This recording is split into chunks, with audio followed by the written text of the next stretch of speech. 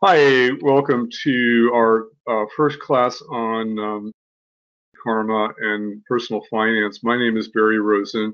Um, what we're going to do today is actually have the first class. I actually taught this class last summer, or last fall actually. It is actually available on videotape already, but I am going to reteach it, and I'm going to basically offer it in a slightly different format this year.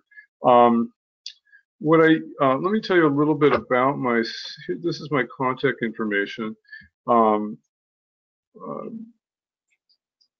I'm on YouTube. I'm on Facebook. Most of you know me from Facebook. I'm a avarice writer. I've been in the financial industry for about 30 years now. I have a newsletter for people who trade commodities and for other people who invest.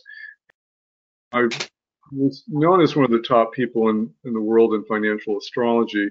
And I've been doing it for 30 years, and I've kind of moved more into spiritual astrology now. And for those of you who read my columns and take my current classes, they're always about, helping to uncover the Maya in our lives so that we can see more clearly and find the truth of who we are. But everybody still kind of comes to me about finance. So last year I put together I've specialized in investment astrology, uh, how to kind of predict markets. I've actually specialized in mundane astrology, how to predict world politics and world economics and markets. And I'm still really good at that. Um, but people always used to come to me and say, "Oh, I need help with my finances. What can you do? What kind of remedies can you give me?" So I developed this course last year on personal finance and money karma and remedies, and this is actually the first lesson of the course. So the rest of the course will continue starting August 18th, and I'll tell you more about the whole course a little bit. But I'm going to start with some knowledge and what I usually start all my classes with. For those of you who have been with me, is I like to uh, start with some chanting. It gets us in tune, it quiets the mind down so it's more sattvic for learning, and then it gets us in tune. And then basically, if I get in touch with all the devas, then they teach the class. So that's what kind of happens. So we often it's good when you're doing chanting or listening to chanting to respectfully take your shoes off like you're going into an Indian temple. So if you have some shoes on, you might want to slip them off. You don't have to, of course, it's based on your own ideological preferences, but something that Pundit some of the doula had shared with us. So I'm just going to start with some chanting now. Om Ganeshaya Namaha, Om Ganeshaya Namaha, Om Ganeshaya Namaha, Om Ganapati Namaha, Om Ganapati Namaha, Om Ganapati Namaha. Vakratunda Mahakaya, Surya Koti Samabraha, Nirvigyam Kadame Deva, Sarvakareshu Sarvada. Dhyanamulam Guru Murti, Pujamulam Guru Padam, Vanchamulam Guru Vakyam, Mokshamulam Guru Kripa. Oh, Sahana Bhavatu, Sahano Bhunaktu, Sahaviryam Karvavahai, Tejasvina Vatitamastu, Ma Vidvishai Om Shanti Shanti Shanti. Om Aditaye Samaye Mangalaye Buddhaye Cha, Guru Shukra Shani Vischa, Rahuve Ketave Namaha. Honoring the great teachers, Lord Krishna, Goddess of Wisdom Saraswati, Vedavyasa, cognizer and writer down of the Vedas, and the holy tradition that I'm most part of, going back to Swami Brahmananda Saraswati, and honoring my Jyotish teachers who've influenced me most, Sanjay Roth, Camilla Sutton, and Bill Levacy. So what we're going to do today is actually have the first lesson of the class. That's going to be in 3 parts. The first part, which we're going to do now, is on Lakshmi and the 8 aspects of wealth. This is a talk I put together for the British Association of Vedic Astrology, and I just gave it recently at UAC. I think it's important to keep wealth in context because wealth is more than just physical money. And we all have some level of wealth. In fact, a friend of mine kind of developed a Lakshmi index. So what we're going to do first, and then we'll go a little bit what else is covered in the class, and then we'll have a lesson on planets and signs and their connection to finance. So, you may know that Saturn is, causes a lot of suffering and it's good for meditation, but Saturn is a very business planet also because it's connected to Capricorn. So we have to kind of recontextualize all the planets and the signs for business and finance, and we'll also be doing that later in the class. My background, I've been involved in Vedic astrology since about 1987. I have a research background. I was kind of a PhD graduate student for many years, and I just was very good at researching. And I founded a newsletter called Forecast Market Timing in 1987, which still exists. It's for timing the markets, and it uses astrology. Although I stopped talking about Pluto transits and Saturn transits in the newsletter because I don't want to blow away the rest of my audience. I have obviously published the Vedic Astrological Almanac, and I speak at conferences all the time. Some of you have met me there. J.P. Morgan, who you all know of, J.P. Morgan Chase, was fond of saying millionaires do not use astrology, billionaires do. And he had a personal astrologer. Her name was Evangeline Adams. And a friend of mine actually bought her library when she died in 1980 or so. And he had all these kind of rare financial astrology books, which I subsequently bought from him. So it's a kind of a subject. Again, today we're going to kind of start by integrating wealth into spirituality, because my life these days is all about spirituality, and we have to kind of put spirituality in the context of wealth. So when we talk about Lakshmi, the tithing lesson comes later in the class. We're not going to be doing that. I do have that up here. And we're going to look at a number of other things. But first of all, we should think about the fact that he is in all the houses of the zodiac.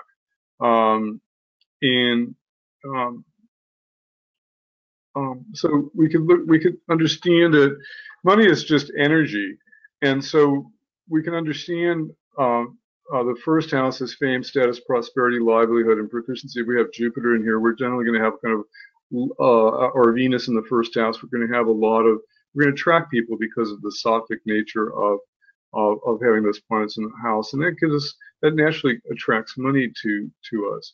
The second house is a major money house, but it's really about savings. It's about storage, actually. It's our ability to hold on to money. And actually, the key to wealth is your ability to save. You have an afflicted second house, which is afflicted by Rahu or Ketu. You may have trouble, or Saturn, you may have trouble saving money or holding on to it. You've got to do remedies, be very vigilant and disciplined about holding on to money.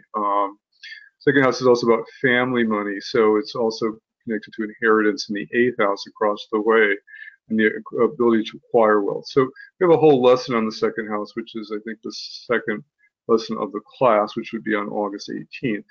The third house is about courage. So it's about your ability to be an entrepreneur. Can you be in business for yourself? So the third house is, I find if in the Karaka for the third house is Mars, if people don't have a strong third house and a lot of courage, it's hard for them to start their own business. And usually they end up weekly working for somebody else and kind of feeling like they wish they could have started their own business. Fourth house is, material comforts, property, vehicles, agriculture. It aspects the 10th house, so there's a strong connection between the 4-10 axis. The fifth house, which is what I've specialized in, is about speculation, investment, and it's the children as wealth. There's also a kind of a concept there. The sixth house is debt and theft. So that's an important house. Again, the sixth house is connected to the Chadrupas, to our vices, and debting is a vice. If we have no control over our credit cards, we get into trouble. The seventh house is about business partnership, commercial activities, diplomacy,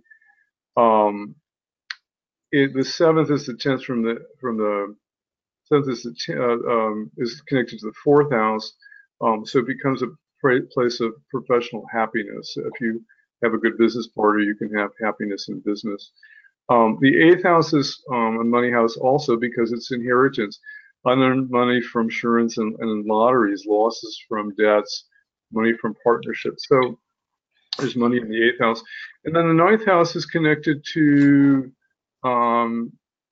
luck, wealth, and education. Again, if you have your mic on, you might want to mute it because we are recording, and I will unmute you later to ask questions. In terms of our format, I will offer some breaks in the talks for you to ask questions, and then at the end you can ask questions also. And Jamie Bateman is on the line, and she will be watching questions in the question lab.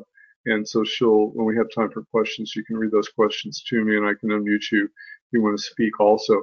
So the 10th house is, the ninth house is about luck and wealth, and wealth as education in terms of our spiritual knowledge.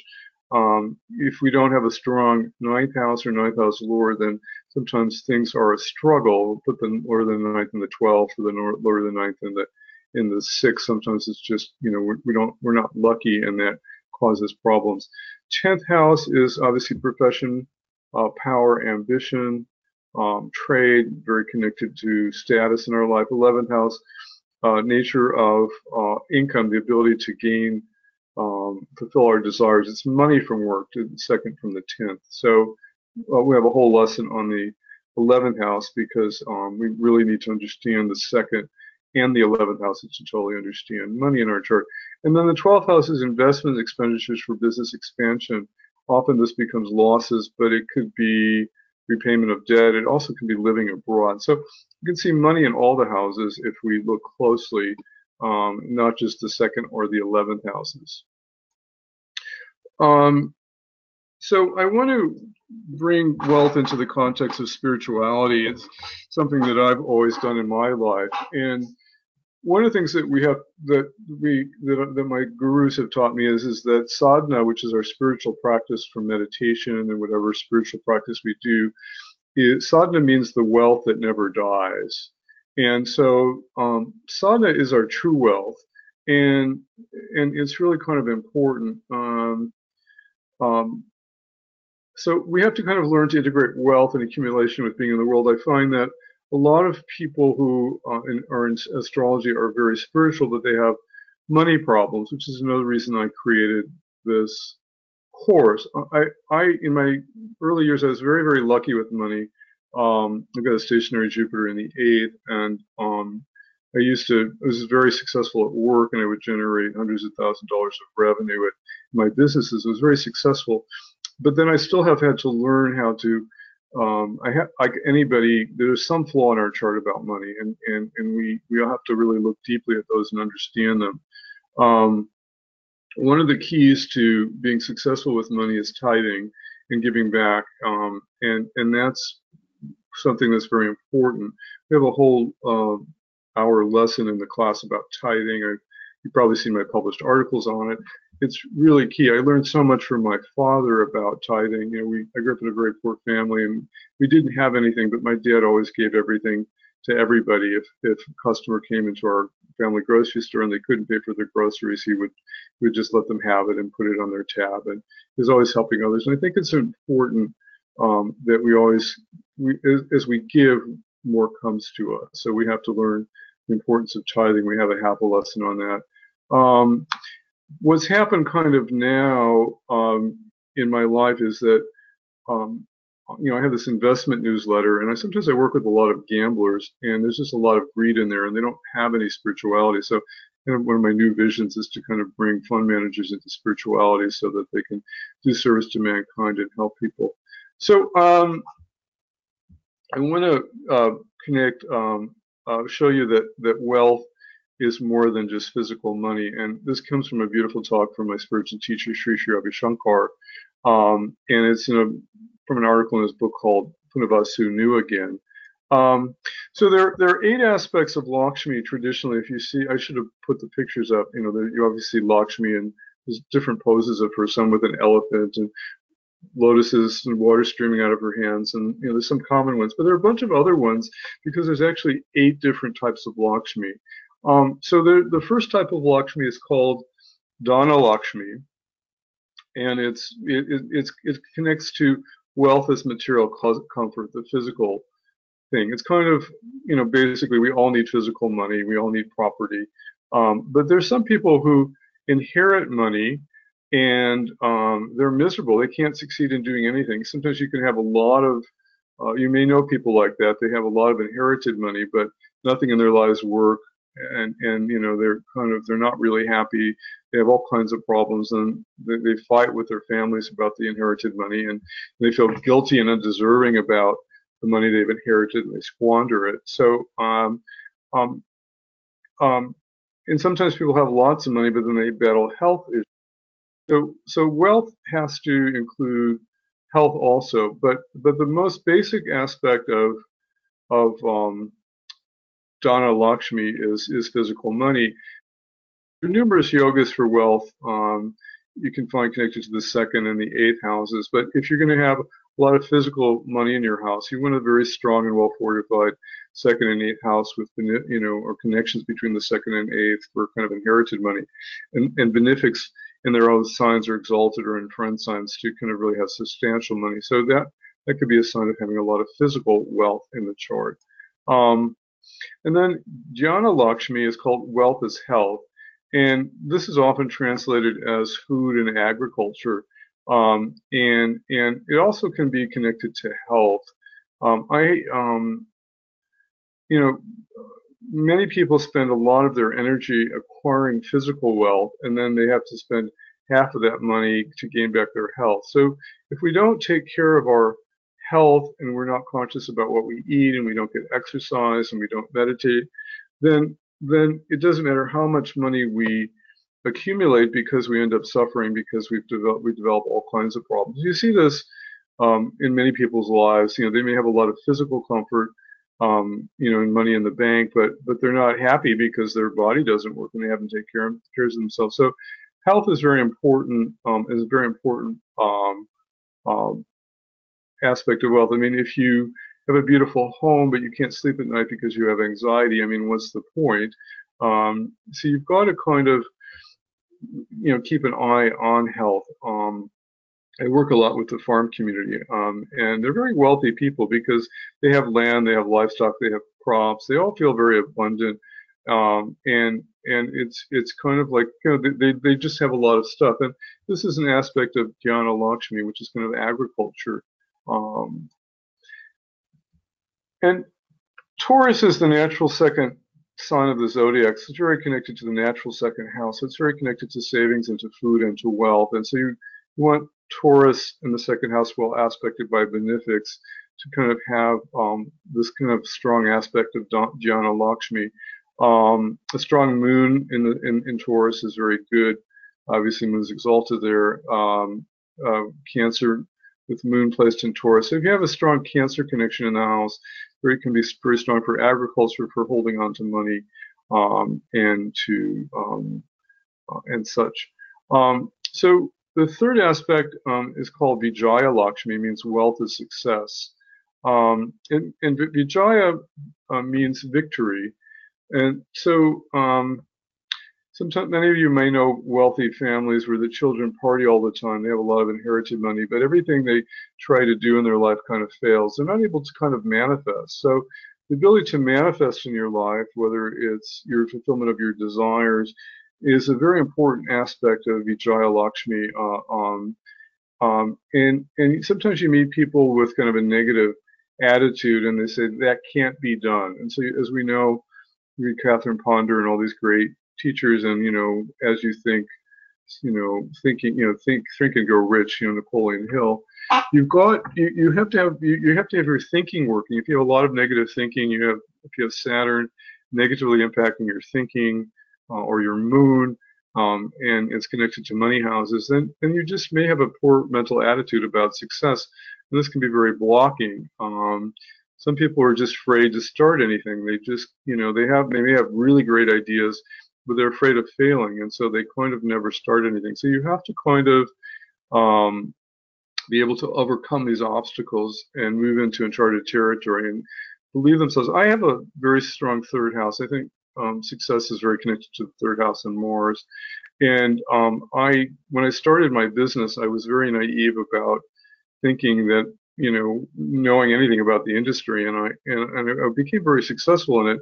And had I known what I knew later on, I never, I could have easily had all kinds of doubts. So sometimes you have to have this kind of naive um, belief in yourself, and I think that's an important part of Vijaya Lakshmi, of wealth. I think part of that process is the ability to have fun.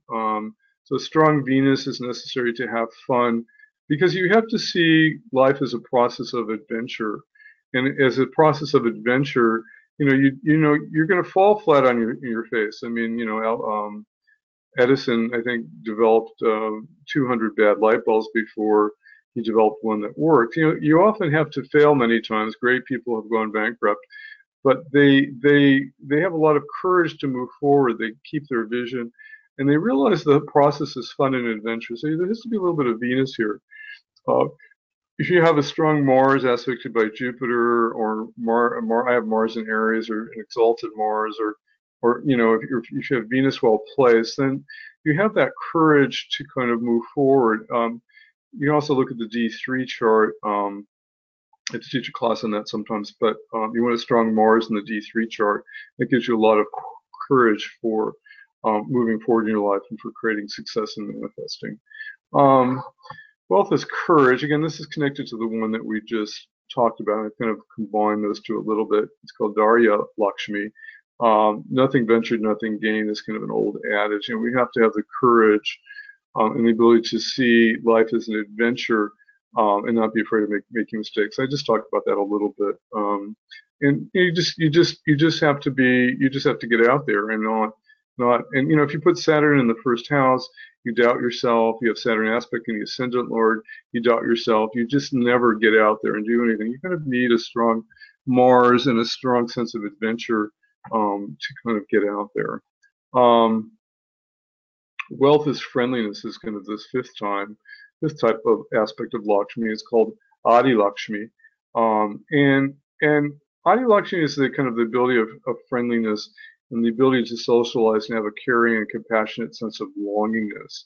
Are you the type of person, when you go to a wedding, I mean, sometimes you see little kids, they're pretty innocent, they're, 4 and 5-year-olds, and they play with the other kids, they talk to the teenagers, they play with the adults and the grandmothers. I mean, they don't have any boundaries, but the teenagers hang out with the teenagers and go up on the roof and get a smoke and a drink, and the adults kind of, don't talk to the teenagers. And so you have to have the sense of being able to, being caring and connecting and compassionate with everybody. And that's a very strong aspect of Lakshmi. That's certainly a very important aspect of Venus. I find that this is particularly strong if you have Venus or Jupiter in the first or seventh house aspect. I think those are really kind of wonderful kind of placements, putting even Mercury, I think, because it's another benefic.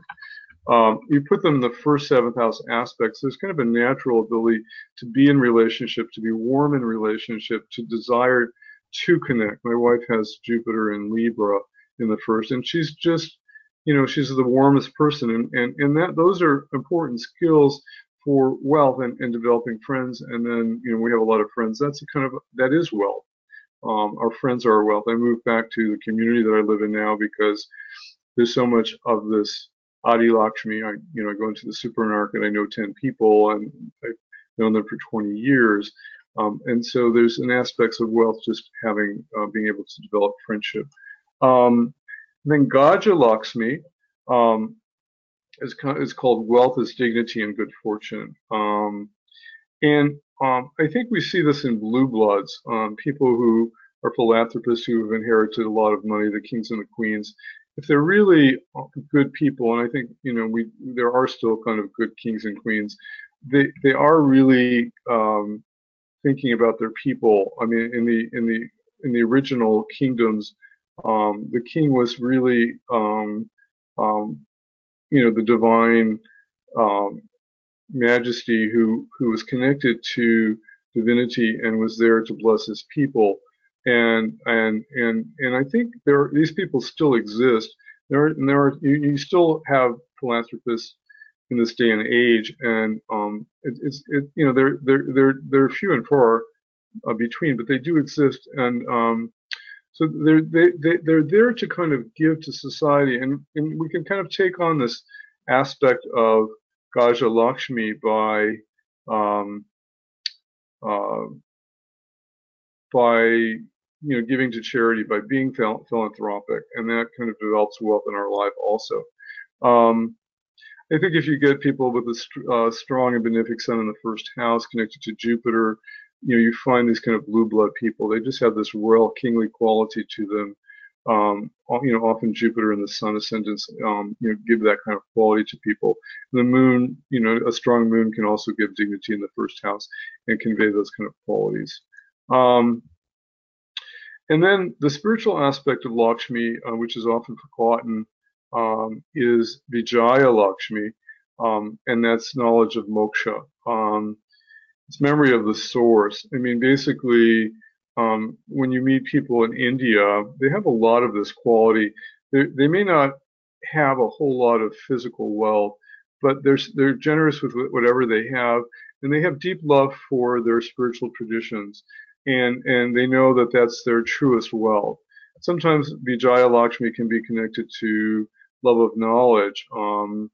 If you're like me, the first thing I unpack is my books when I move, and they're my real wealth because, knowledge is my money in the bank. And so that's kind of an important aspect of wealth. So this whole idea of Vijaya Lakshmi is called memory of the source. Sometimes when we suffer, karma is there to point us back to God, to our source. Again, if you have a strong 11th house, but your 9th house is weak and you have no connection to divinity, then you wander from one drunken party to the next. And in contrast, I said that people in India often have very strong 9th houses, and they're very devoted to God, and they always feel wealthy because they know they're always taken care of. My spiritual teacher was fond of saying, he said, become aware of your source and your infinite past, your whole life changes. Like somebody becoming aware of how wealthy he or she is. It causes a shift in the awareness. Suddenly you become aware, oh, I have several billion in the bank account. Your style of walking will immediately change. This is awareness of the source. So basically, when we get involved in meditation practices and we're so connected to our guru or to God, we always feel wealthy because we're always connected to the source. We know that we're always taken care of. And I think this is a really important aspect of wealth that is getting lost in today's world. And then Santaya Lakshmi is wealth through progeny and continuity of the ancestral chain. 5th house obviously is connected to children, and 9th house to grandchildren. The wealth of children, the continuation of the race, is the greatest form of wealth. I mean, people give everything to their children, and is considered their kind of highest source of wealth often. And obviously their children are there to take care of them when they retire or where they're in their bed. And so, in a lot of cultures, I mean, having lots of children is an important form of wealth. And but that kind of leads us to some of the 4 obstacles to enlightenment, is maybe being too attached to children. This is what's called a sattvic attachment. Again, it's kind of Jupiter, an affliction of Jupiter. I mean, Jupiter is a kapha planet, and it likes to hold on, and it gets very attached. And Jupiter is the children, the symbol for children. And so there's a natural kind of sattvic attachment to children. What happens is we bring children into the world, and we're so attached to them, they're becoming like us, and they're loving us. And then what happens in modern society, certainly not in Indian society as much, is that children become very independent. They stop following their parents, and their children are devastated. They've sacrificed everything to their child. And so This becomes really a problem in modern society. My guru is fond of saying that we're kind of a portal to bring in our children. We're a gateway, but we're not responsible. They have their own karma. And so, but it's the hardest thing in the world to let go of your children when they're difficult and they don't love you. And then it creates immense suffering. And this becomes a big block to moksha. We just have to, hardest thing in the world, sattvic attachment, is to let go of our children. Attachment to fame, the Leo syndrome, is another block to moksha. And we see, think of all these movie stars, Jennifer Aniston and Brad Pitt, and all these people. They're constantly plagued by the paparazzi. They have no peace. You know, fame. A lot of people want to be somebody, and they want to be famous. But in the end, you know, what does it bring you? It brings you a lot of suffering. We see this in the tabloids all the time.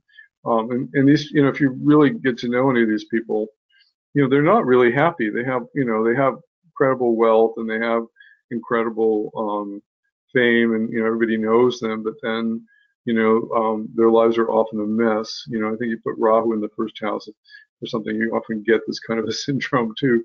I think there's a famous American Express commercial, which you might remember, where somebody goes to a foreign country and you know, they're a famous person, but nobody knows them in Africa. So, I mean, what, you know, fame is relative. I mean, everybody in the world may know Brad Pitt and Jennifer Aniston in the United States and in Europe, but in Africa, they might, you know, they might not know who they are. Although things have changed with communication, so that's also the case. Third block to moksha is attachment to the body and to perfect health. Sometimes people are so obsessed with their health and beauty and they're obsessed with aging. And, you know, aging is just part of life. And people spend millions of dollars on facelifts and Botox and, you know, to kind of try to preserve their body and to keep it immortal. But it's kind of an obsession, and it kind of blocks you from kind of the natural cycles. Saturn takes over at age of 70, the body disconnects, and you have to kind of realize that nature is always making a new batch of cookies. The leaves fall in the fall and they're recycled, and then they spring eternal in the spring. So we're recycled also, but if you get too attached to being in your body, it's kind of a block. And then the fourth type of moksha, which is why I brought this in, is attachment to money. We're always thinking about money in our heads and, you know, where the next dollar is coming from. It takes away our peace, you know. You have to always understand that God will provide, and you have to find peace in that. You put Rahu in the second house or Rahu in the 11th house, people are always thinking about more money and more money and more money and things like that. It becomes an obsession, but it blocks their peace, because there's never enough money with that kind of syndrome with Rahu and things like that. So to summarize our spiritual wealth, why are we here? How much money can we take with us? You know, again, it comes back to sadhana, which means the wealth that never dies. We're here to give. We're here. We all need money, but we're, you know, in India, it's kind of a custom. People who have a lot of money, they always actually want to give it away before they die, unless they're very attached to their families. But it's kind of like how much money we're here to get. I once heard a beautiful story from my guru, who said that you know, people who are given a lot of money, it's because they're here to do something with it. Are they using it in charity, or are they trying to accumulate the latest gadget or the latest yacht? So charity is very important in service, and using, you know, rising to that level of the blue bud to help others is really what we need to all move towards. We also need to develop friendship circles and spend time with those on the spiritual path. That's what's called the value of sangha, spiritual sanghas. And because if we hang out with people who are kind of depressed and, you know, kind of bringing us down, or people who are drinking and doing drugs and things like that, and gossiping and being very negative, it brings our energy down. We need to hang around spiritual people on the path. So investors always come to me and they want to know how they can be more successful at investing. And I always say, well, you have to take 10% of what you make and give back, because investment is a sport. It's a recreation. If we don't give something back to the planet, we're never going to be successful. And that's why we're here. So that's my quick presentation on the 8 aspects of Lakshmi. Jamie, are there any questions, or is there anybody want to ask any questions? This is a place. I know Diane had a question. Can you read the questions? The only question that I saw that came through was if there was going to be a recording sent out to everyone after, and I just reassured that there will be a recording sent. And I do believe you're going to put this up on YouTube as well. Right. Yeah. So people who have missed this talk, it will be posted on YouTube, and they will be sent a link. So it's very important. So good. Any other questions? This is my talk on Lakshmi. Let me tell you a little bit more about what else we're going to learn in this course before I go on. So anyway, this course is starting on the 18th. It's 9 classes. This is the first class of 9, so this actually is one of the 9 classes. Usually there'll be a break over the holidays, usually over Labor Day weekend. I usually don't hold class. What I'm going to do is I have recorded all these tapes already, and the recordings are good. So I am probably going to send them out every week to you so you can watch them and read the PowerPoints ahead of time. And then we'll get together every Saturday at 3 for an hour, and we'll go over the main points. We'll take time for questions, and we'll connect the lesson to your chart. So if we're doing a lesson on the part of fortune or on the yogi point, we'll look at the yogi point and part of fortune in your chart and look at the remedies and things like that. So the nice thing about teaching this class for the second time is that I will actually have more time if you watch the tapes ahead of time for you to kind of come with questions, come with more interaction. We can do more examples, and that will make it a little bit easier. So that's the live question and answer is going to be starting on August 18th. Those of you who are interested in the class, it's available now, and you can get it sooner. But if you want to kind of go through it live with me, we'll have this format once a week on Saturdays. So we're doing the first lesson today, which is talking about the 8 aspects of Lakshmi. We're going to talk about planet signs and houses and nakshatras a little bit in a minute.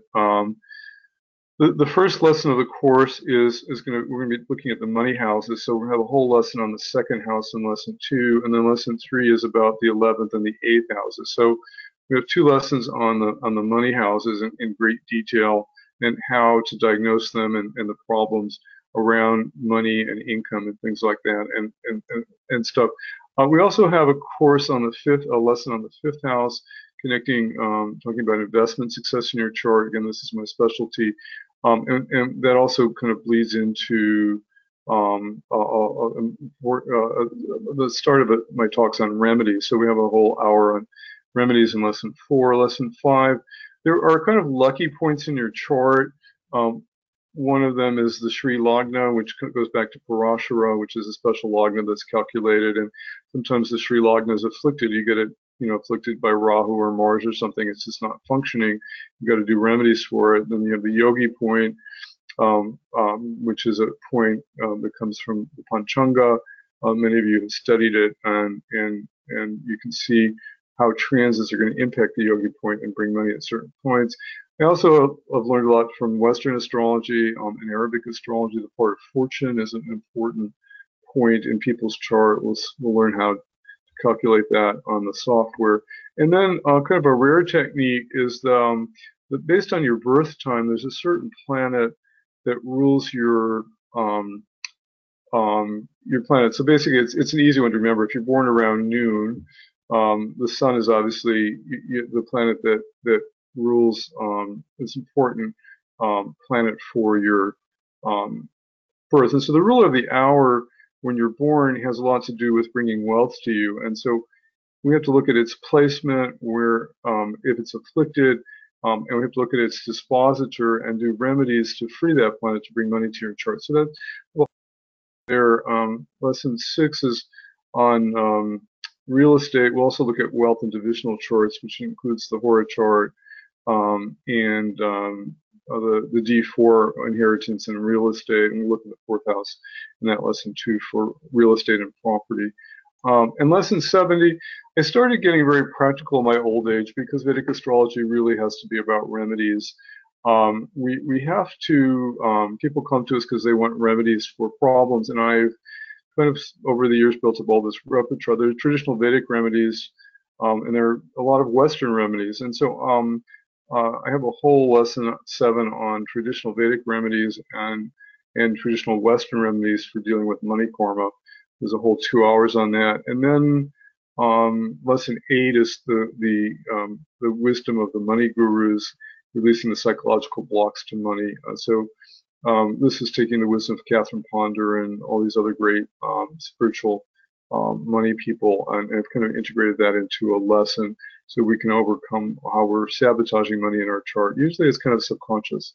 And finally, in lesson 9 is timing periods of financial prosperity and misfortune in your chart. I think it's, people often ask about that. They often come to me because they're having a bad financial period, and so you have to kind of know how to predict when it's going to end and things like that. So we have a whole lesson on timing there.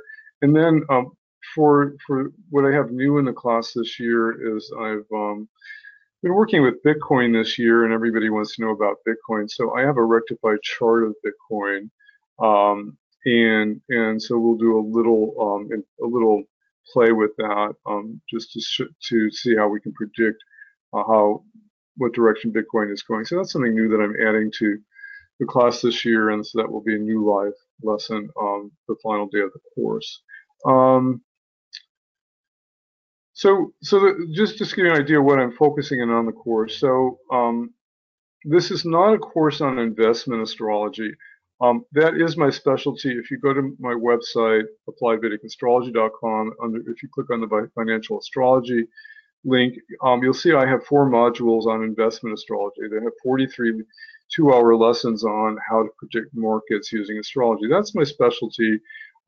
It's something I can't say I've been doing it for 30 years. I'm good with it. I'm also kind of bored with it because I've been kind of working with gamblers a lot. So I've kind of moved my Saturn return at the age of 60 is kind of turning more towards spiritual astrology now. So, but I have a lot of information on this. If you're interested in studying how to time markets, I have 43 lessons on that. The issue is, do you have investment success in your chart?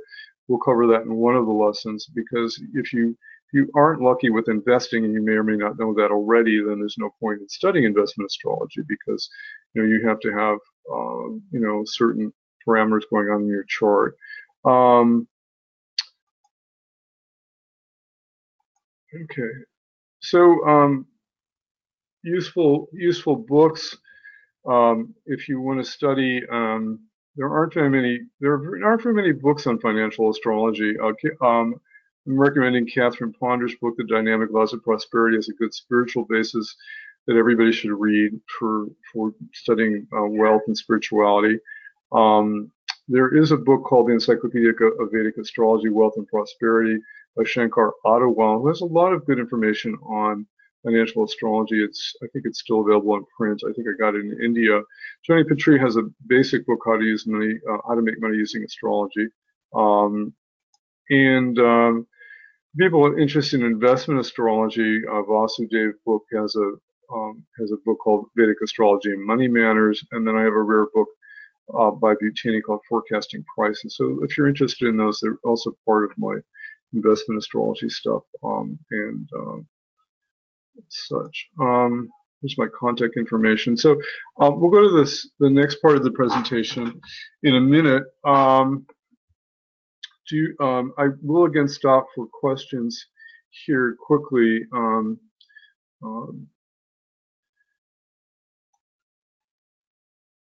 Jamie, any questions? There's a question about Rahu. PD asked if, let's see, he's wondering if Rahu would play a major role in creating money desires. And how does one handle Rahu in that Yeah, situation? yeah, Rahu. You know, Rahu gets a lot of bad press. I mean, Rahu is about desire. And the problem with Rahu is also about craving. When it's afflicted, it just can't let go of it. And because it creates craving and addiction, it kind of takes us away from moksha. Um, but we can't really take Rahu out of the chart. I mean, the Rahu Ketu axis, wherever it's placed in our chart, becomes the central axis of our existence on the planet. I mean, I have Rahu in the second house in Sagittarius, and it's aspected by stationary Jupiter. And I have always, with Rahu in the second house, I've always kind of had this obsession with money, which is actually early in my career, rather than going into people astrology, I went into financial astrology because of that placement of Rahu in the second house. And I don't regret that I did that. In my older age, I've just kind of realized that never enough money. You always have to remember with the trick with Rahu is Ketu, so we have to let go of what we desire and transcend into that Ketu value in spiritual and sadhana and spiritual practice, and then our desires are fulfilled. But we have to. We can't let go of Rahu. I mean, Rahu is a problem in a chart afflicted in the wrong houses, and it's got no dignity. And then, I mean, there are remedies for Rahu, but Rahu takes a lot of discipline to get through. Um, um, so it's kind of important. Any other questions? No, I think we're all clear. Okay, so let's go to the next part of our talk, which is on planets and signs and their connection to money and business. Except, where is that slide?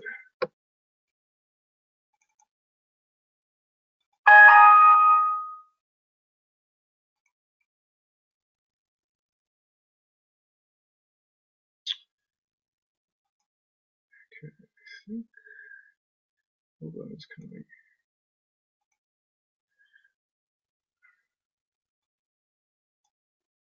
Okay, that's the slideshow that we did. I have it here. I just have to open it. Okay. Okay, here it is. We have it under, I put it a different color so it would stand out. We're calling this class 1B, so this is the second part of our talk today. Most of us know about the signs and planets in connection to our personal life, but we may not always think about them in terms of business and finance, and that's my goal today here. One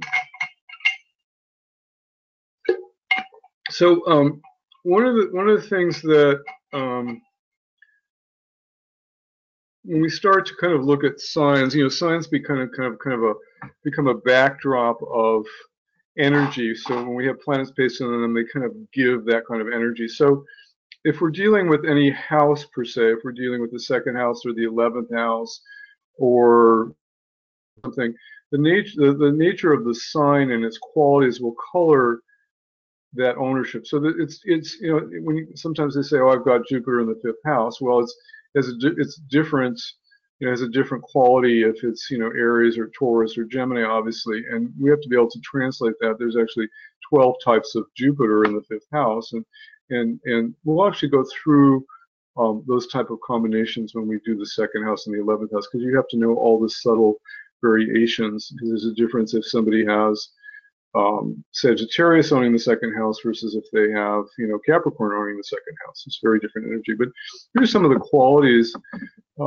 This was actually more connected to my trading class, but Aries obviously is fiery, it's rash, it's aggressive, it's active, it tends to be more of a bearish sign. When in investment astrology, planets going through Aries tend to be more bearish.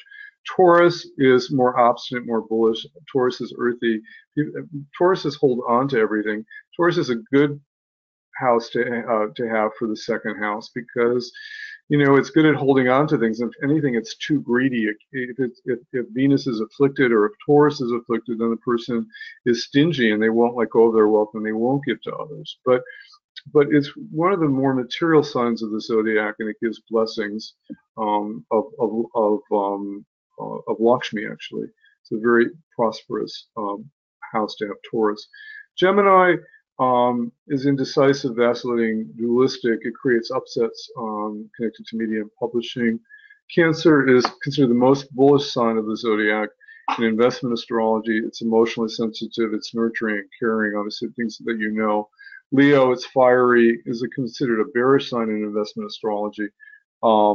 It's determined, it's speculative, the natural fifth sign of the zodiac, connected to leadership and CEOs. Virgo, steady, discriminating, earthy, also connected to service interests.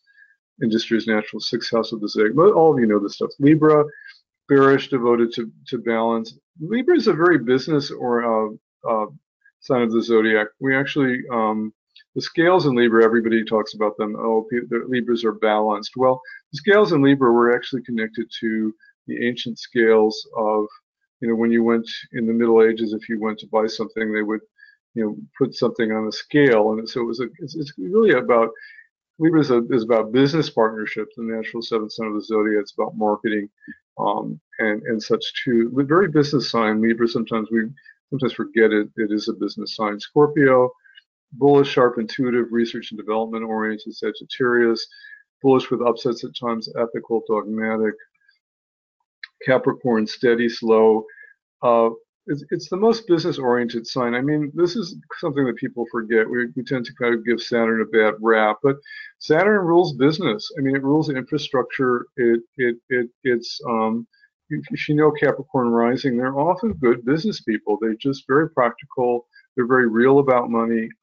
It's a very, they're very slow at everything that they do, obviously, but Saturn rules business. Aquarius. It's a kind of a bearish sign in terms of investment astrology. It's connected to biotech and technology, and Aquarius is co-owned by Rahu.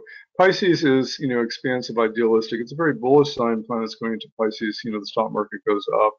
Remember when Jupiter went into Pisces in 1987, the stock market just kept going up wildly that year, and it was just Jupiter and Pisces that year. Spiritual.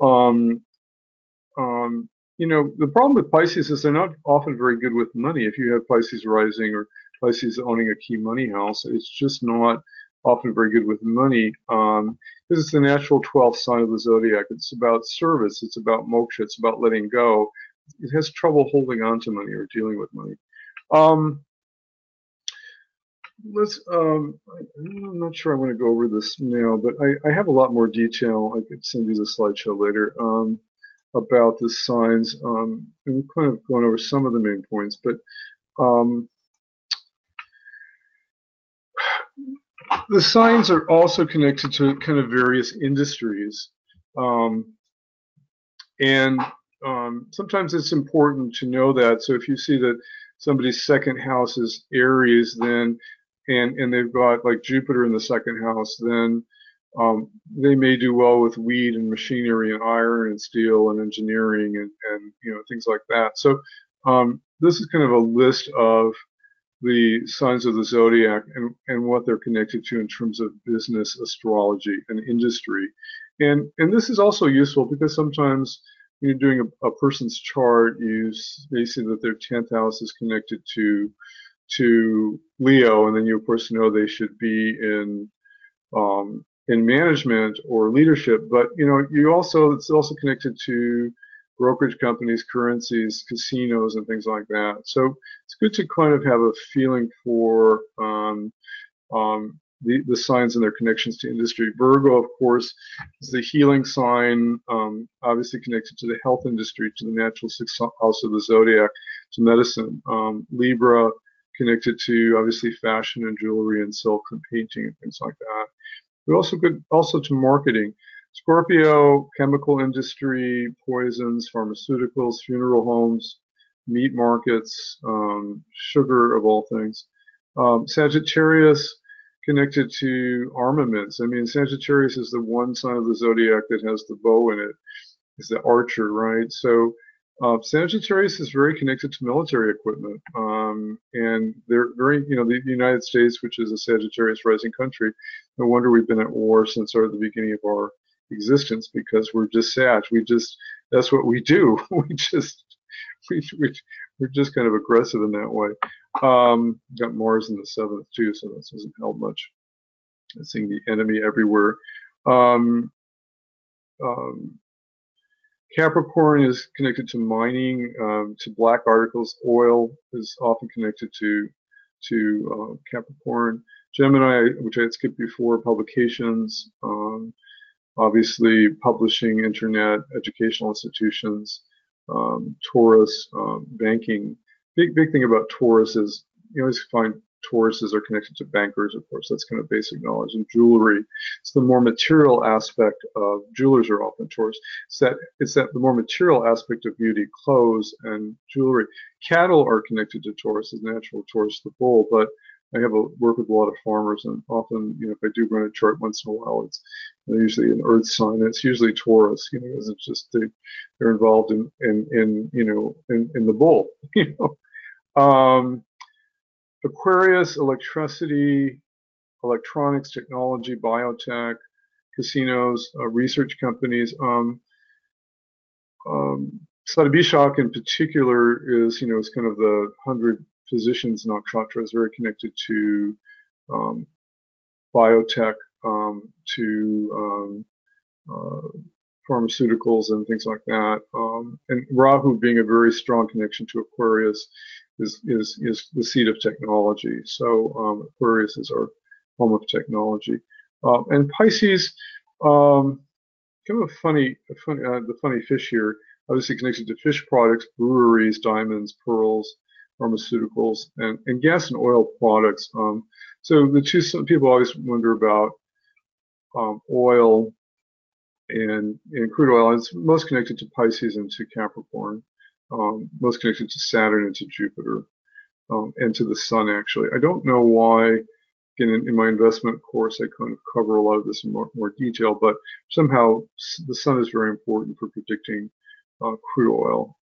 It's something that kind of surprised me, but something I've just learned over the years. So let's understand planets and their connection to business and finance.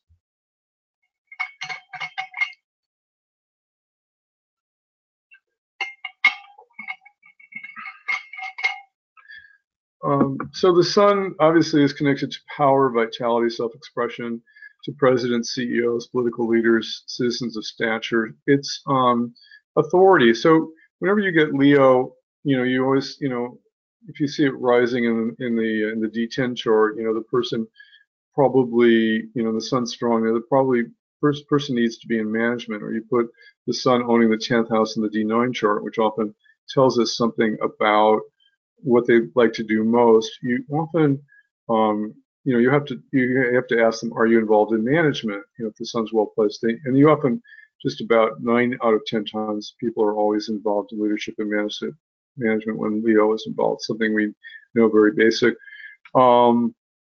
Multi-millionaires are often connected to Leo, and entrepreneurs. There's a lot of kingliness in rising in power and business here with Leo. It's also a place of entertainment, particularly Purva Laguni Nakshatra. You combine the Sun-Venus connection, is where you get your star power actors. You've got that Venus connection in Purva Laguni, and then you've got the Leo connection, wanting to be a star, wanting to be seen. Banks, bankers, and brokers are also connected to Leo. The stock markets and the Sun in Leo rules gold and currencies. The moon. The moon is very connected to price fluctuations. Obviously, it moves so quickly. It's connected to the masses and to the common people and to public opinion. It's also connected to businesses pertaining to commodities, to retail outlets, to department stores, to hotels, and to catering concerns and restaurants. So very powerful. One of the things I always think of when I think of Cancer is it's always like kind of a food sign. So I often find people wanting to be cooks or getting into restaurants or getting into hotels and catering when there's a Cancer connection strong in the Cancer or Moon connection strong in the chart. And there are so many different ways that can show up. Moon is very connected to crop production, to agriculture, particularly the constellation of Pusha. And so Moon is very connected to agriculture, to dairies, to milk, to breweries, and beverages. So I know I recently did a chart of somebody who had their part of fortune and their yogi point in Cancer, and it was in a really good house. And so it's really clear to say that you need to be investing in dairies or in being involved in milk production in some way, because that was kind of a natural thing. Also, Moon is connected to silver and to pearls, to real estate and real estate agents. Usually people think that's Mars, but the Moon is also important here because it's the home, right? Moon is Cancer. Cancer is the natural fourth house of the zodiac. Naturally governs the home and real estate. You're going to get a strong Cancer in a chart. The person's going to be involved in real estate. I'm not sure about why the glass industry is in there. It's something I never meet anybody in the glass industry. Mars in business and finance.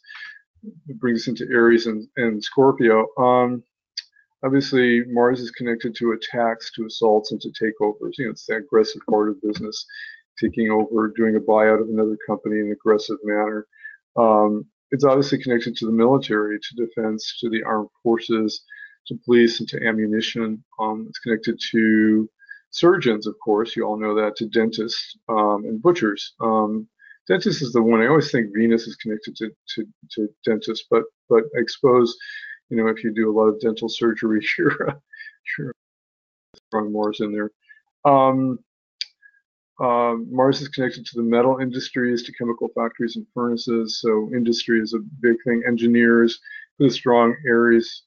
I often find I have a lot of colleagues who have Aries rising and Saturn owns the 10th, and they're all mechanical engineers, so it's it has that kind of quality connected with Mars and Aries, and the 10th house connected to Capricorn. Mars is connected to iron, to tea, coffee, and tobacco, to petrochemicals, and it's connected to landed property. So when people ask you about buying land, it's often connected to Mars, or they're going in a Mars period. They've got some strong connection between Mars and the fourth house.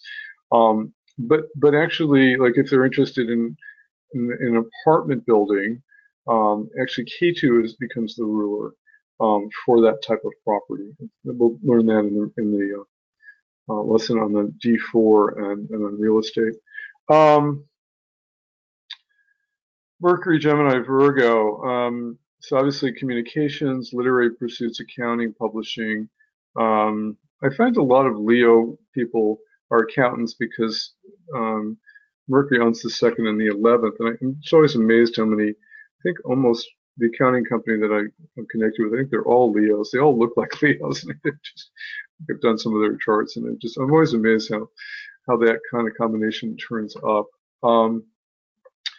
Newspapers, media, commerce, and business. Now, we forget that Mercury is a big business planet. I mean, aside from Venus and Saturn, Mercury, Venus, and Saturn are the business planets. And so, when you get lagnas connected to them, you often get people that are more real and more business-like. Mercury can be a little bit more of the shady aspect of business because Mercury is the prince. It's always a little bit more immature, but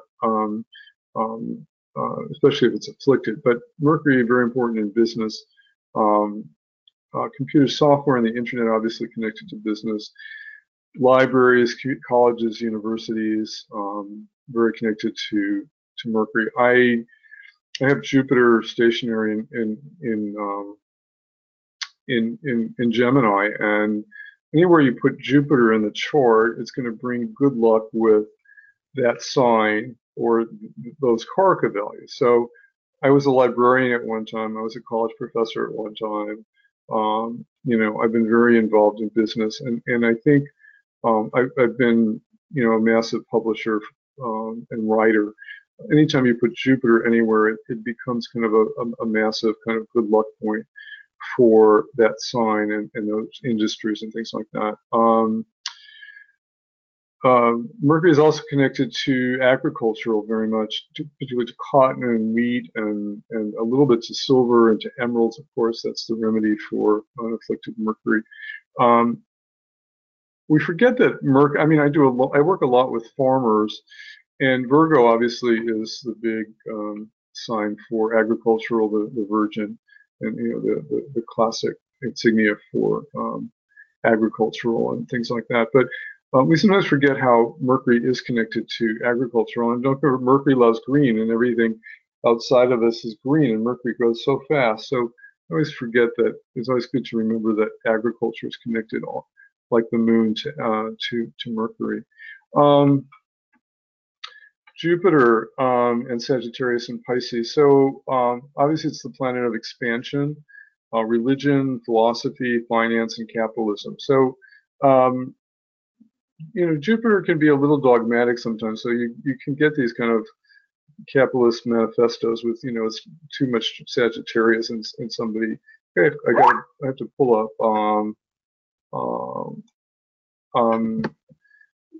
It's good. So we've got Jupiter obviously connected to bankers, also to brokers, to speculators, to financial gains. It's also one of the important indicators for speculation in a chart. If you don't have a strong Jupiter in the right place in your chart, you're going to have trouble with investing and speculation. It's just one of those important planets that goes with that.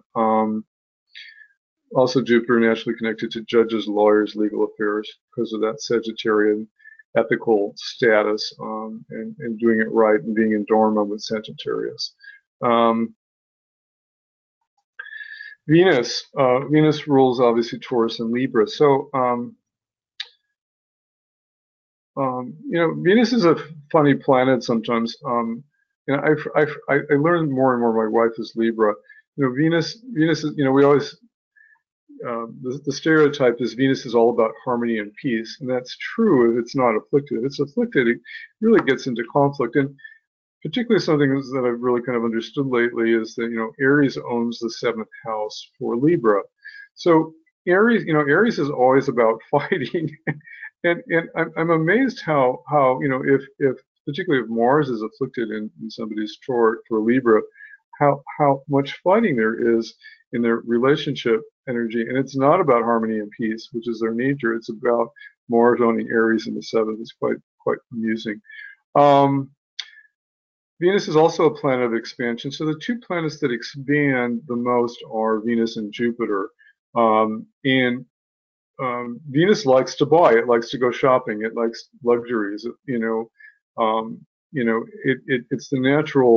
It's the natural karaka for expansion and buying, and it's kind of a we were just teaching it a couple of weeks ago in my blind spots class, and it's actually very connected to addictions. If it's connected to the 6th house, because on some level this Venus always wants to expand. It always wants more. It's not enough food, not enough money, not enough luxury things, and it really kind of can take us away from moksha. And that's why it can be a challenge in some people's charts. Fashion and design, cosmetics, art, obviously natural things connected to Venus. Treaties with other countries, a thing with Venus. I mean, one of the things that was easy to predict in mundane astrology, sometimes we're getting peace negotiations between major countries going on. And you've got a Venus-Jupiter connection happening, maybe conjunction, aspects, maybe exchange of signs or something. You can predict that treaty will go through. Obviously, Mercury and Mars happening during those negotiations, you get the opposite. Really easy to predict. But I often have seen you get these major peace accords, and people are shocked that it's happening, and you can just see it with the Venus-Jupiter connection. So Venus rules cotton, silk, sugar, wheat, rice, and silver, and copper. I've definitely seen a connection, and Venus just expands price. Very much connection to luxury, to hotels, jewelry, even the film industry is connected to Venus, along with Gemini. Saturn, our favorite planet for business. Saturn gets maligned. I like Saturn. Saturn's my Atma Karaka, so he and I have to get along, otherwise I'm in big trouble. But Saturn obviously rules democracy, the people, the elderly, the farmers. And when it's afflicted, it can bring loss of business. And it's a major planet for businesses as a Capricorn.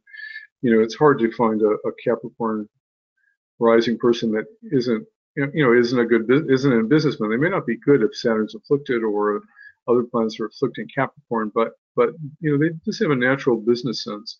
Saturn, we forget, is a very important business planet. Farm products very connected to Saturn, farm machinery, particularly mining. People sometimes in investment astrology want to know when are the mining stocks going to take off because they've been down for 8 or 9 years with gold. But so we have to think about Capricorn and positive aspects to Capricorn, and then Saturn going into Capricorn in 2020 should support mining and mining stocks again. Public buildings, again, government is very connected to Saturn. That's why, I think we forget how the sun is the king, the sun is the president, but government is Saturn. So the sun and Saturn are kind of always at odds with each other. And so government is got that slow workings of politics and stuff that kind of drives us crazy. But that's Saturn at work. And Saturn governs steel plants and coal mines. Rahu. So Rahu is the co-owner of Aquarius, sometimes the primary ruler of Aquarius. Rahu gets maligned a lot. Rahu's in my highest sense is about creativity. Rahu has very creative energy. It creates rock stars and musicians and great artists and great inventors even. But Rahu has a very dark side: political plotting, spying, epidemics. On the positive side, this whole huge electronic advancement that we're going through is connected to Rahu, and it's very interesting. The United States now has been in a Rahu period since 2015, if you read my almanac, and it goes until 2033. And when the U.S. went into the Rahu period, Rahu was in Virgo, exalted, and there's a principle called Dasha Pravesh that you run the Dasha period when the planet enters, or the Bhukti even, the second part of the Dasha period enters a transit, and then it gives you some idea of how that energy will manifest. So technology is going to be a hugely booming thing in the United States, and you can see that already. But you can just see how long-term technological investments are always going to work in Silicon Valley. Even if it has a couple of dips at times, technology is going to quickly advance in the United States, and we have to thank Rahu for his nature. But Rahu governs gambling. I mentioned I've got Rahu in the second house. When I first got into investment, I was a little bit of a gambler, and I didn't realize I had a little bit of a gambling addiction. And there's always a little bit of Mars also governs gambling, and so there's a little bit of a gambler in men in particular. One of the famous Vedic texts, Rig Veda, has this famous line, play not with dice, pursue agriculture. And gambling ultimately, is a serious problem in the world, and leads to incredible loss of self-esteem, and we have to watch out for it when Rahu is afflicting the wrong place.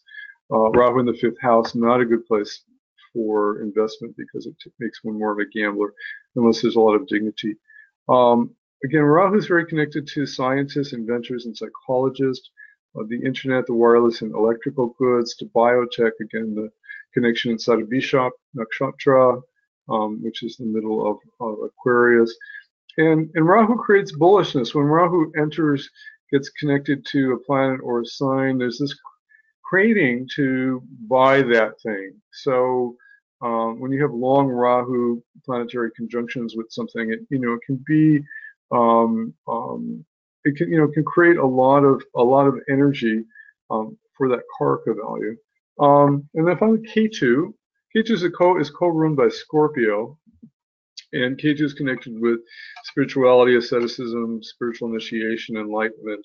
But it's also, Ketu isn't connected to Mars, and so Ketu has this military prowess to it also. I mean, it's actually part of my chart, which I've come to understand. I've got Mars and Virgo in the Vamsha chart, the D1, in the first house, which makes me a military strategist. And I've got K2 ruling the chart in Gemini, and I'm just kind of like a military strategist for the markets, but it's really interesting. I never really would have understood that, I think, if I had not come that way.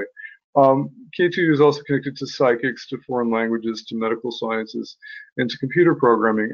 And K2 is probably the Karaka, one of the Karakas for Bitcoin.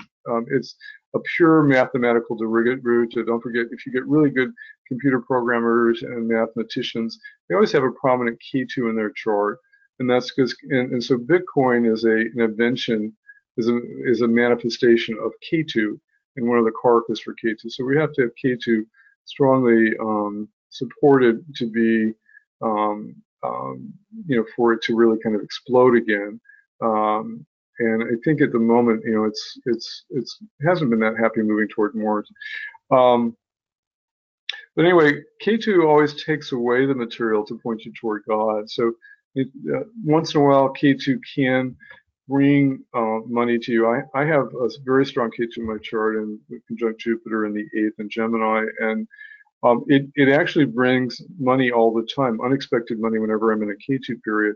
But I never really care when it happens, because K2 it's not interested in money. It wants enlightenment. So K2 can be problematic in financial charts if it's poorly placed and afflicted.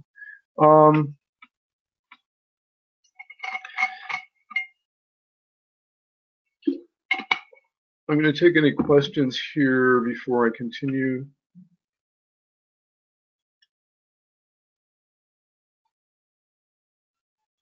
PD has a question. Jamie, any questions? Not that I'm seeing on screen. Okay. And I talk a mile a minute sometimes, but you can always review the tape, and I'll send out the slideshow too, so you can review it.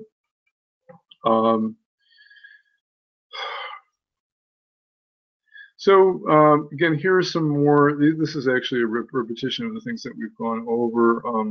I do use the outer planets in financial astrology. Uranus is obviously connected to Aquarius, to technology and computers, telephones and electronics and electrical goods. We can't ignore Uranus. And if you've seen my articles, there's a very significant Vedic astrologer in India who discovered that the outer planets would be predicted. It's on a palm leaf in a museum in Madras.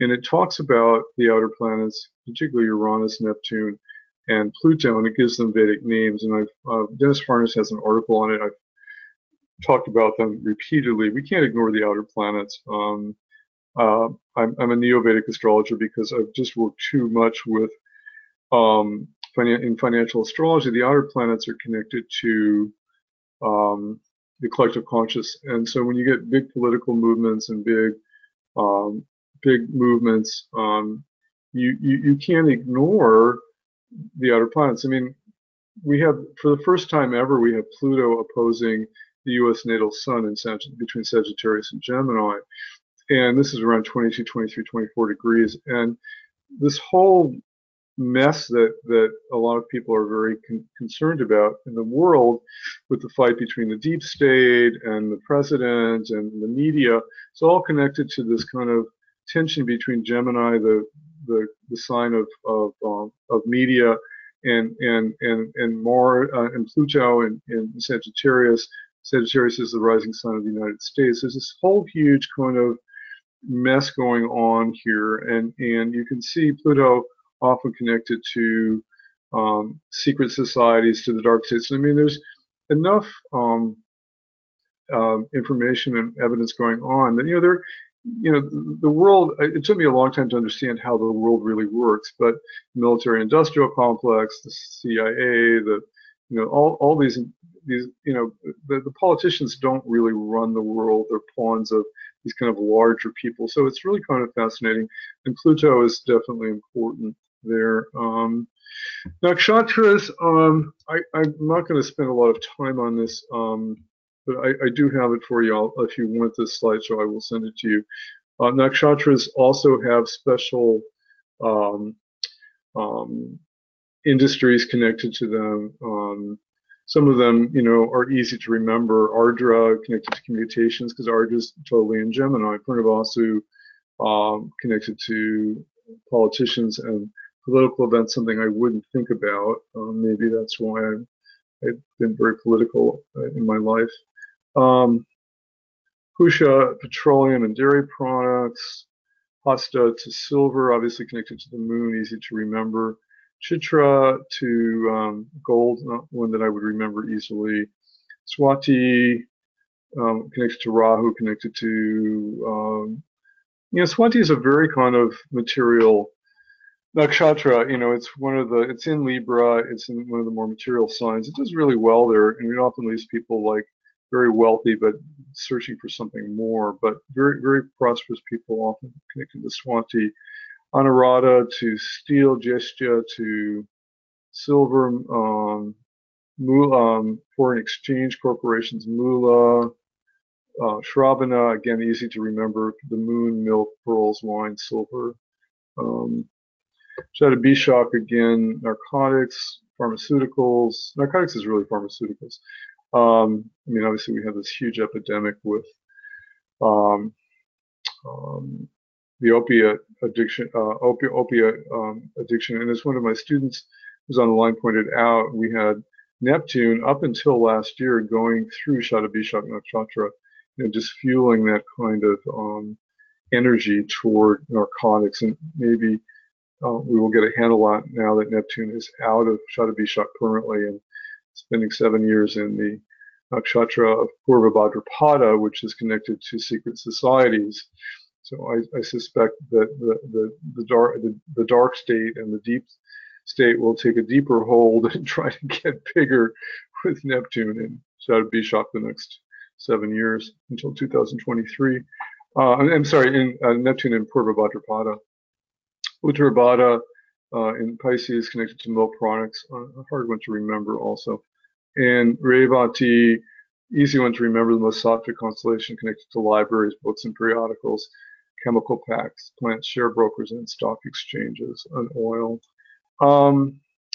Okay, I don't want to go too fast here. I have another slideshow on signs, but I don't want to give you too much material, and I don't want to overwhelm you here. I do want to take some more questions and tell you a little bit more about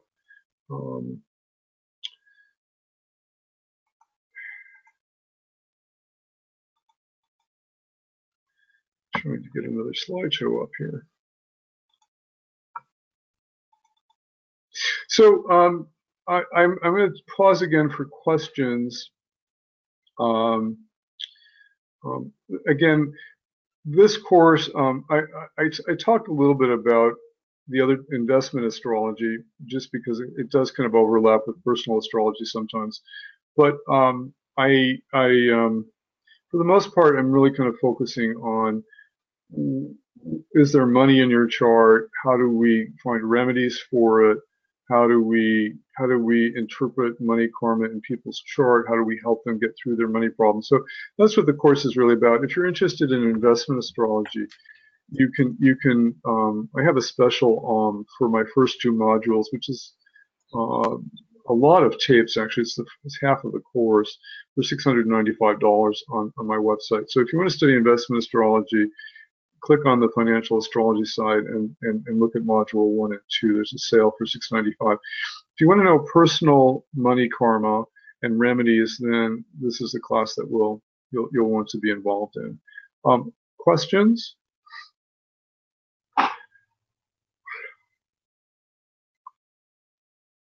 I sometimes talk really fast because I'm afraid I'm not going to get through all my material. One of the nice things that I'm doing in reteaching this class is that you get the lecture and you get the PowerPoint to study for a week ahead of time, and then we have an hour to go through examples and your charts and to go more slowly and go over the main points. So that's my format this year. I never quite, when I do just the lecture format, I never have enough time for integration and questions. So I just realized in reteaching this class, I can say, we're kind of adding an extra hour every week. So that's kind of exciting. Um, those of And you, go ahead. we do have one question.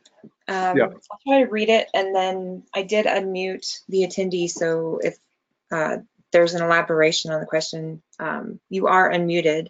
It says, if both Saturn and Rahu are strong, especially both being Aquarius owners, do you combine them to decide? So I'm not exactly sure. Is it Sister? Is that? Yes. Yeah. Yes. Do you want to expand on that a little bit? Okay. No, I'm just curious, how do you manage when both are from the Aquarius? Right. So there's actually a list of 9 rules that kind of tells you who's the primary ruler of Aquarius and who's the secondary ruler of Aquarius. Um, and you, more often than not, Rahu is the primary ruler of Aquarius, unless Rahu is in Aquarius. It's just by nature, if you really understand Aquarius, which is kind of about, which has this kind of very deep quality of like long suffering and deep karma to it. The more you understand Aquarius, you really see that it really is so much more Rahu than Saturn. But Saturn is definitely there. So I, for the most part, I primarily focus on Rahu when I look at Aquarius these days, and I've kind of picked that up from Sanjay Roth. Once in a while, Saturn will be more important than Rahu in Aquarius, and one of those exceptions is that when actually Rahu is in Aquarius. And that's just one of these complicated rules. But so that's how I look at that. But Aquarius is just so important now with our technology.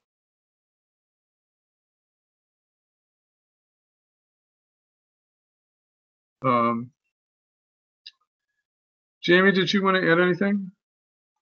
I think you cut out there for a bit there, Barry. You said technology, and can you just backtrack just a bit? About technology? And Rahu.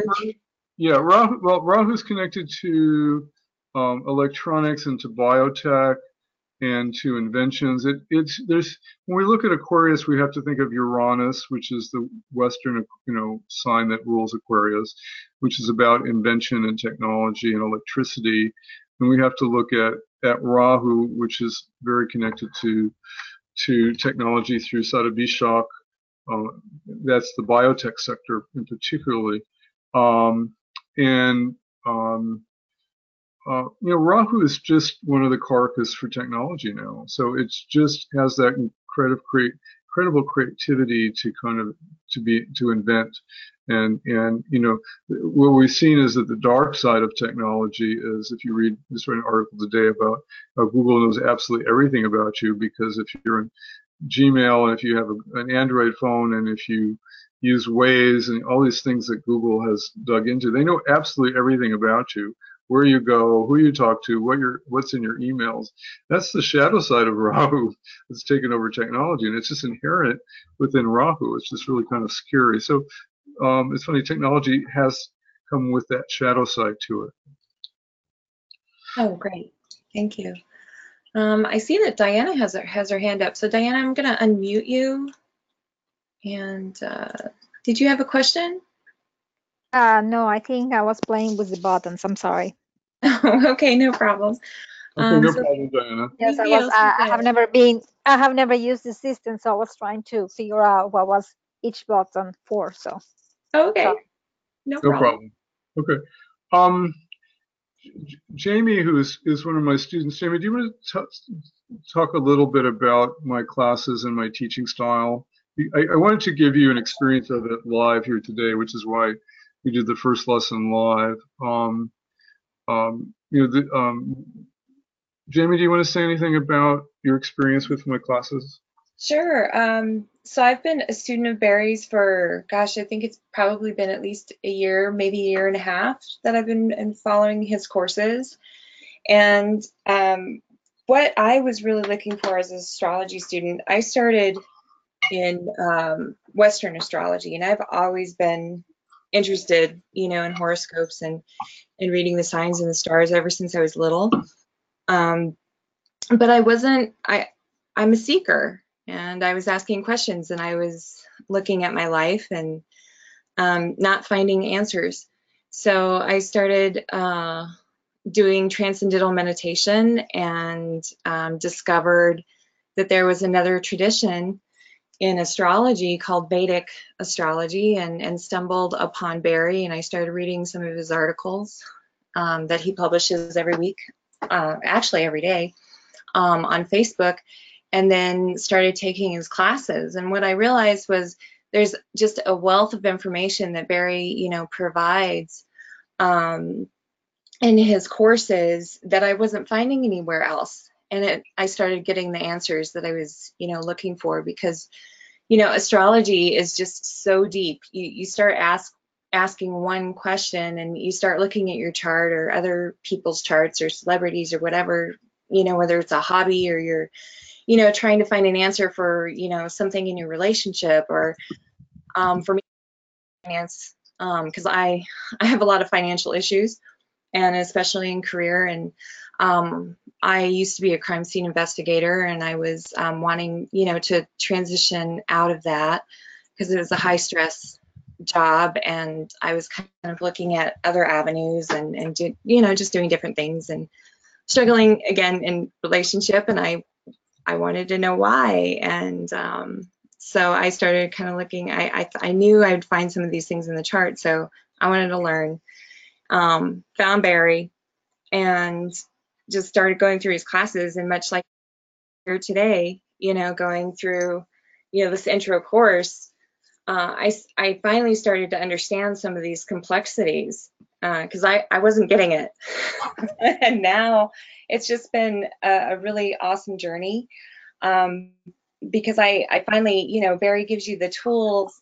And some things are kind of cookbook, some items, are like recipes when you're baking a cake, and you just kind of go through the foundations, but you start getting it, you get the tools, and that's what I just really appreciate. And he puts a lot of work and effort, into his classes, and he's approachable and reachable.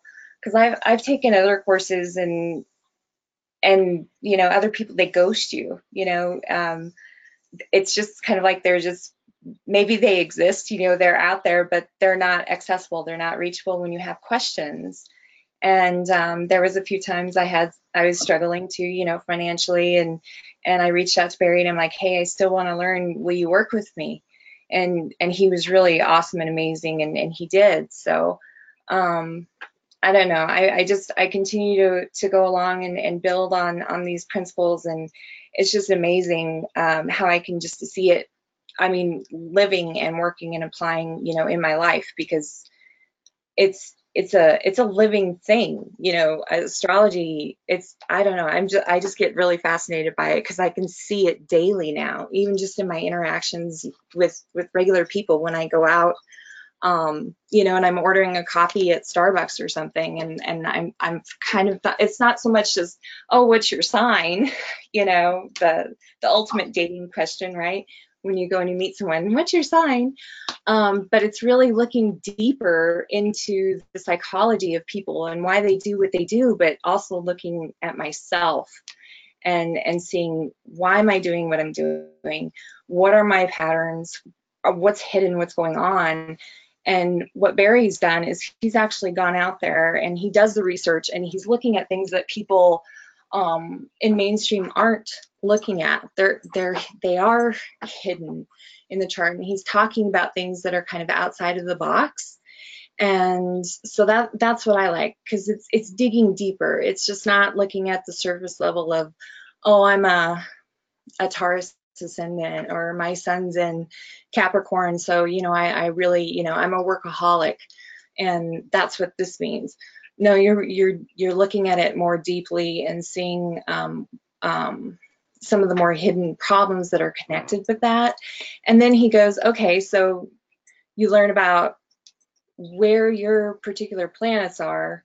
What does that mean for you? And then, okay, now that you know that, what do you do with that information? How can you fix that? There are remedies, there are things that you can do, there are mantras, there are meditations, there are spiritual practices, there's a whole lot of things that can be done to help kind of fix your chart. So if you think of it as a vehicle with flat tires, and you've got a tire here or there that's a little bit low on air, Barry kind of helps direct you on where to put that air back in your tires so you can drive forward and get on the right path again to your destination on your life's journey. That's how I look at it. And that's why I continue to follow along and be a student. And that's kind of why I'm helping out and why I'm here today. So, you know, hopefully you've enjoyed today's presentation, and I really encourage you to just, you know, continue along with us and enjoy the journey and really dive in deep to Joytish, because it's an amazing field of study. It's fascinating and it's fun. So thanks for being. Jamie. That's great. Thanks, Jamie. So I'm going to kind of be ending today. So if you want to sign up for the class, there's an early bird deadline through the 31st, which I think is Tuesday. It's $295. If you need a special payment program, sometimes with people with monthly payments through PayPal and stuff like that, I encourage people though who really want the early bird to kind of pay ahead. Again, the format is going to be a little bit different this year because the tapes exist and the PowerPoints exist, and so you can get them ahead of time and study them, and then we'll meet for an hour or so every week for questions and applying material to your chart. I'm a kind of a very practical teacher, so I really have focused half of this class on remedies, because it's like, you know, it's very cruel in astrology to kind of say, well, you've got this problem, you're going to have it all your life. Well, it's really not what we're here for. Astrologers should be doctors. We should be helping people through their problems with practical advice, and I try to bring that in both from a Western and traditional Vedic way. So the other thing, for those of you who just want to go through the course on your own, the course is available. You can receive the whole course at once if you want, and just start each lesson early, and then you can tune in later to the live question and answers and digging deep sessions on Saturday. So it is, if you want to, you can let me know by email if you get the course. If you want the whole course ahead of time, you're welcome to do that. If you just want to go through it weekly, you can do that also. You have a choice. So that ends my presentation today. I also do investment chart readings. Sometimes people need help with personal finances. Those are available on my website. And those of you interested in investment astrology, again, look on the financial astrology tab on my website, and you'll see all on how to do mundane astrology and predict the markets. So I'm here for any final questions. If not, I'll let you go a little early. It's very hard to kind of talk for 2 hours anyway, but if you have any final questions, I will stay online for a minute here or two. And it was good meeting you all, and I look forward to working with you in the future. So final questions, final answers, final comments? Barry, anyway, can you unmute everyone so if they have questions? I can, you know, I can. Sometimes. So I am unmuting you.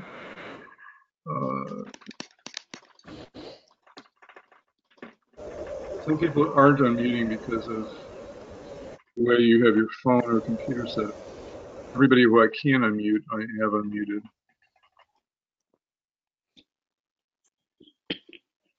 Okay, so you're all unmuted, so if you have any questions, you can just speak up.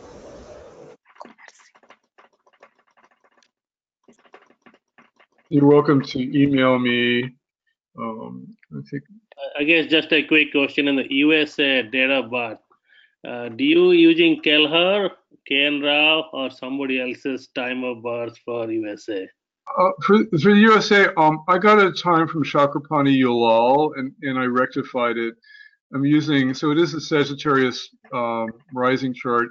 Kelleher uses 6:30 p.m. I use 6:17 p.m. Okay. Thank you.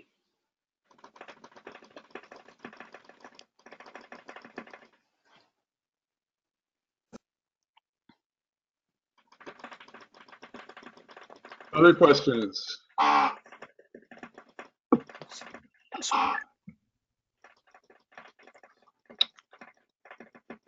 So I hope the rest of you enjoy the rest of your Saturdays. You will get a videotape copy of this talk if you want to hear it again.